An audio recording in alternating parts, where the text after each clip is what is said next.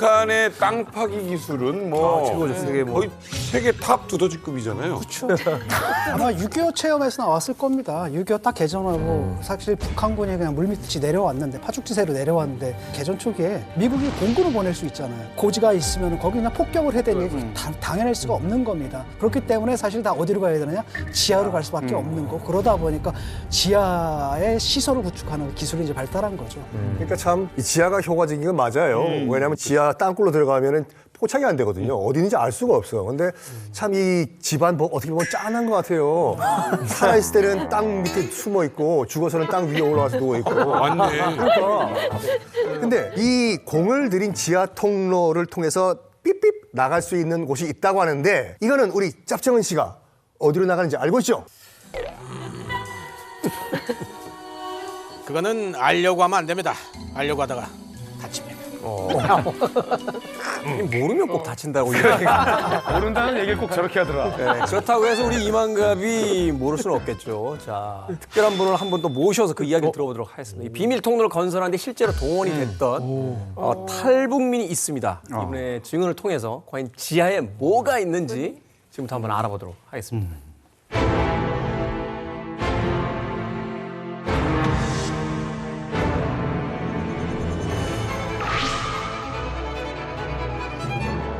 (1969년도) 9월 26일 평양 공병국에 입대해 가지고 전우역에서 전승역, 광명역, 여로산 요거는 내가 목적하고 일한 곳입니다.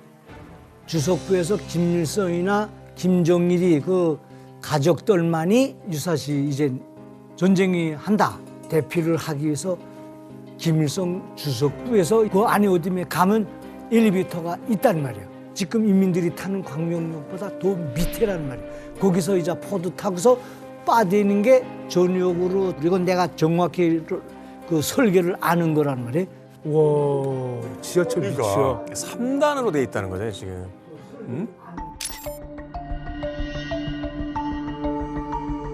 류경 호텔 앞에가 내가 있던 중대가 그 앞에 있는데 어떤 때는 거기서 류경 호텔 쪽으로 걸어가려 들면 갑자기 행사가 진행된단 말이에요. 근데 거기가 바로 가는 길에가 예술인 아파트예요. 여긴 뭐야? 내가 물어보니까 여기가 김종일이가 또 당주학년의 총사로부터 지하로 쭉 와가지고 예술인 아파트 40층이란 말이에요. 40층에 올라가서 유람하는 데라 그러더라. 유람? 그게 바로 황금벌 옆으로 지나서 중앙당 총사로가 왔다 갔다 하는 비밀굴이라는 말이에요. 영화배우들 오미라니 인민배우라든가 김정화라든가 그다음에 그 옛날 배우들 그 아파트에 살아요. 거기에 다 이름난 배우들이 사는 집들이에요. 거기면서 뭐 연예인들도 만나고 그러면 만나서 손목시계 시계도 주고 무슨 또 잘한다고 치아도 하고 예술인 아파트는 자주 갔다 오더라고. 왕조 시대 왕이 이제 궁녀들 만나러 가는 거. 자기 마음대로 할 수 있으니까. 그러니까.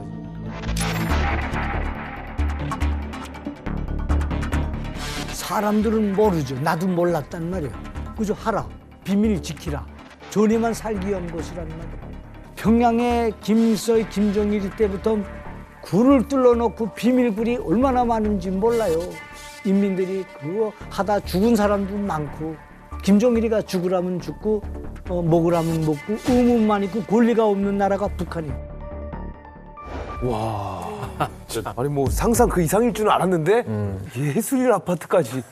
와, 상상 그 이상입니다. 저는 김정일이 상상이라면 그게 가능하다고 봐요. 왜냐하면 김정일이가 워낙 예술을 좋아하기도 했고 예술인들에게 뭐 혜택도 진짜 많았거든요. 그래서 그게 가능하다고 봐요, 저는. 이분의 증언은 본인이 직접 듣고 목격했다라는 건데 그 지하철역 밑에 있는 김정일이 대피할 수 있는 차가 다닐 수 있는 대피 공간을 본인이 직접 공사를 했다는 얘기인데 황금벌역 뒤에 있는 40층 아파트 예술인 아파트까지도 저 땅굴이 연결돼 있다. 이게 이제 당시에 쉬쉬하면서 소문처럼 자기가 들었다라는 내용을 이제 증언을 해준 거잖아요. 그렇지. 근데 저는 이제 국방부를 오래 출입했던 기자로서 평양이라는 도시는 땅 위에 보이는 것은 일종의 어떤 극장 도시 같다라는 표현을 제가 많이 쓰거든요. 땅 위에 있는 시설물들은 사실 의미가 없어요. 그러네. 예를 들어서 B1B 랜서 같은 게 한반도에 한번 쫙 뜨잖아요. 그러면 김정일도 그랬고 김정은도 그랬고 자취를 감춰요. 싹 북분 수뇌부가. 그게 다 지하에 이제 벙커 시설로 대피를 한 거거든요. 일종의 지하 도시처럼 평양의 노동당 집무실을 반경으로 엄청나게 많은 벙커가 조성되어 있다는 건 기정사실이에요.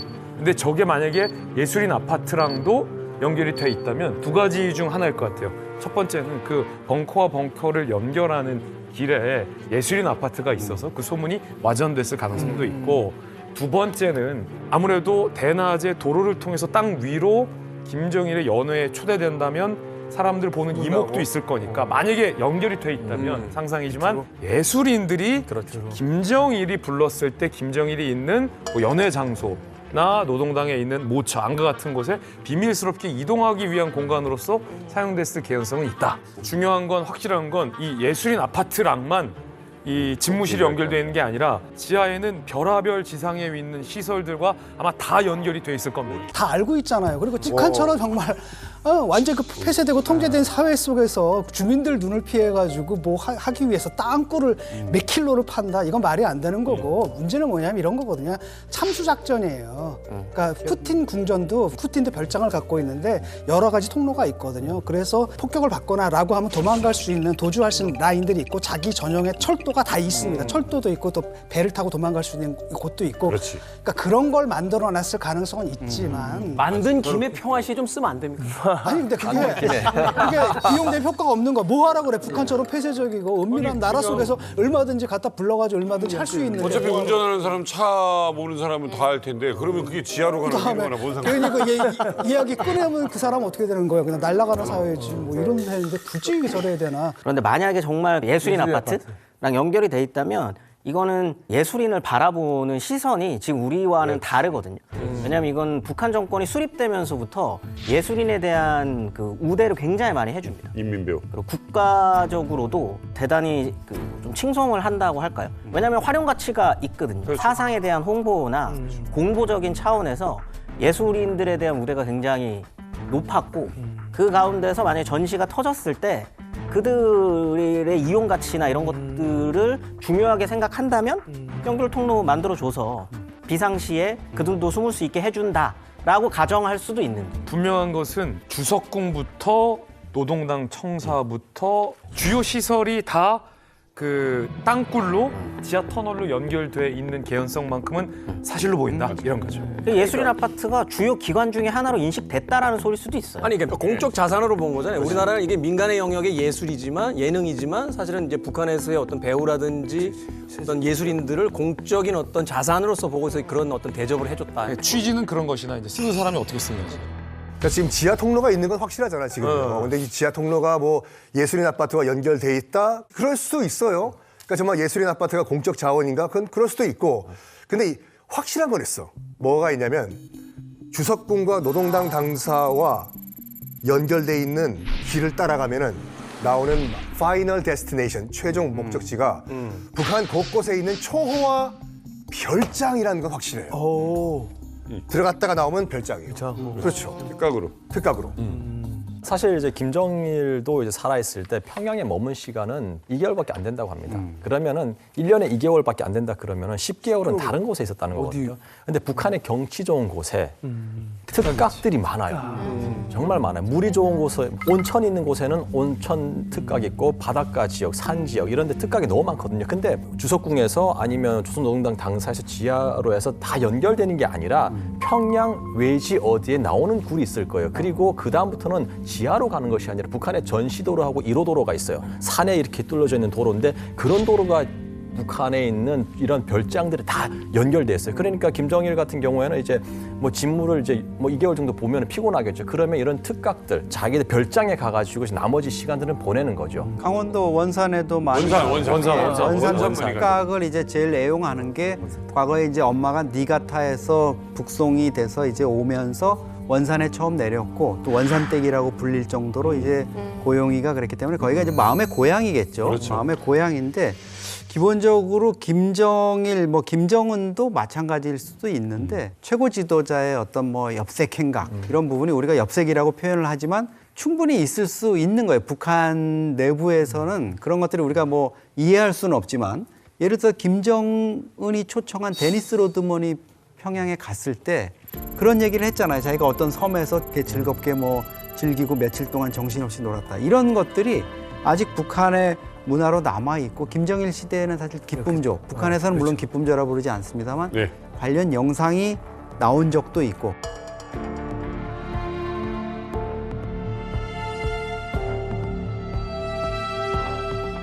많은 간부들이 우리 대남하는 김용순 2003년에 교통사고로 숨졌죠. 후임자인 김양건이 교통사고로 맞아, 숨졌죠. 교통사고로. 이재강 조직지도부 제1부부장 교통사고로 숨졌죠. 근데 그거를 뭐 음모설과해서 권력 제거설 이렇게 얘기하지만 사실은 많은 사람들이 음주운전하다 죽은 거죠. 술 먹고 기사 데리고 오지 마. 몰고 와. 완취된 상태에서 집에 가다가 들이받거나 이래서 깜깜하니까 또 평양 도로가. 그런 그 어두운 문화가 아직도 있고 사실 비밀 통로라는 게 거기에서 좀 연유해서 나오는 스토리가 있는 거예요. 데니스 로드만 갔을 때 원산 특각이 갔잖아요. 그래서 이비자 섬 같은 데 가서 놀았다 그러잖아요. 그게 이제 원산 특각인데 저게 이제 요트가 있는 저 방파제가 만들어져 있고 이제 특각 설비들이잖아요. 이 특각 어느 한 집에 김정은이가 있는 거야. 그랬다가 이제 전시에 뭐가 딱 터진다 그러면 밑으로 내려가서 배 있는데 배로 타고 도주할 수 있는 그런 것들이 여기만 있는 게 아니고요. 함흥에 마전이라는 특각이 있어요. 마전 특각도 이거는 해변가에서 좀 떨어져 있는데 그것도 지하 땅굴로 해서 해변으로서 나가면 요트가 탈 수 있는. 야, 그러니까 로드맨 입장에서는 앞에 바다도 있고 해변도 있고 여자들도 있고 하니까 이비자섬 같다라고 표현한 거. 이비자섬 같다고. 딱이네. 딱이네. 그러니까 그냥 왕 하고 싶은 대로 이거는 분명히 이 김부자를 위한 그럼요. 세상이잖아요. 그렇죠. 자꾸 왕이랑 조선이랑 비교를 하시는데 조선도 이렇게 못해요. 이렇게 했다가는 쫓겨납니다. 영의정 좌의정들이 그냥 뭐라고 그냥 안 되지. 척하여 주시옵소서. 성리학의 나라에서 이런 식의 행동을 하거나 했다가는 당연히 반정이 일어나죠. 그렇게 쫓겨났었던 왕이 연산군인 거니까. 만약에 김정일 앞에서 이러시면 아니 되옵니다. 통촉. 저놈에게 사약을 내려라. 제가 한국에 와서 역사 대하드라마 보면서 통촉하여 주시옵소서 전화 그래서 와이프 보고 저 무슨 소리야? 그랬더니 그렇게 하지 말라고 왕한테 그런다는 거야. 그래서 야, 그 뭐 조선시대는 그래서 민주주의가 있거든. 아니 북한을 어디 통촉하여 주시옵소서 저는 그냥 미쳐버려 그러는데. 그렇지. 아니, 통촉하여 주시옵소서 저 무슨 소리야? 조선이 저렇게 민주적이었어? 깜짝 놀랐다니까 제가. 제 북한에서 엄두를 못 내는 얘기 아니에요? 엄두도 못 내는 얘기죠. 어디 감히 통촉하여 주시옵소서가 어디 감히 나옵니까 그게. 그러네요. 제가 북한에서 오기 전에 그때 이제 삼전 특각이라고 있어요. 김일성, 김정일 그 여름에는 무조건 가요 거기. 삼전 특각. 한 달 혹은 두 달씩 유명한 가 있거든요. 그러니까 평양은 더우니까 그쪽 가면 공기가 좋고요. 고산지 되면 또 건강이 좋잖아요. 예. 백두산 가까운. 근데 항상 보면 북한은 특수한 게 이제 중국 그 국경연선 있잖아요. 그쪽에 특각들 좀 주시해봐야 되거든요. 예, 왜냐면 그쪽으로 전시지 굴 빠지려고 하거든요. 탈출하려고 해외 탈출 생각 안 하겠어? 하죠. 김일성도 봐요. 전쟁 때 이제 그 만포의 고산진에 가서 그 지하에 계속 붙어 있었거든요. 전쟁 때 김일성은 나오지 않았습니다. 겁이 나서. 원래 북한의 지하 벙커 역사는 김일성 때부터 전쟁 때부터 있었던 거예요. 그게 지금 계속 이어온 거죠. 북한은 지상 건설을 하면서 동시에 굴을 뚫습니다. 모든 설비가 다 그래요. 북한 컨셉이 시계공장을 지어도 시계공장 밑에 전시의 시계공장이 옮겨갈 땅굴부터 갑니다. 그러니까 저도 황주 비행사단도 가봤는데 비행기 활주로에는 비행기가 넉 대밖에 없어요. 근데 밑에 땅굴에는 미국 식구가 80대가 있어요. 그러니까 모든 중요 전략 지점에는 다 땅굴이 있단 말이죠. 그러니까 김정일이가 74년도에 정권을 잡잖아요. 당권을. 아버지를 대성산이라고 하는데 멀리 보내요. 대성산 미암동이라는 건 평양시 그때는 평양시 끝이야. 자기는 당중앙위원회에서 놀아야 되는데 황정엽 비서가 이야기한 데 의하면 자기 집무실에서 밑으로 내려가는 엘리베이터 타고 가면 목란간까지 가는 지하 통로가 있어서 거기 전기 자전거를 타고 간대요. 전기 자전거를. 그러니까 평상시에는 그런 게 안 쓰는데 정세가 진장해진다. 뭐 항공모함이 왔다. 도끼나무 사건이 터졌다. 이럴 때는 자기도 운동을 하고 자기도 술도 마셔야 되겠는데 그러면 그 엘리베이터 타고 내려가서 전기 자전거 타고 그걸 가는 거야. 그래서 평양 시내 모든 주요 거점들의 주요 시설들 밑에는 다 땅굴이 있어요. 그러니까 외무성 안에도 외무성 바로 뒤에 연결된 데 외무성이 전시에 들어갈 땅굴이 있고요. 국가보유성도 전시에 들어가서 일할 수 있는 지하 시설이 다 있어요.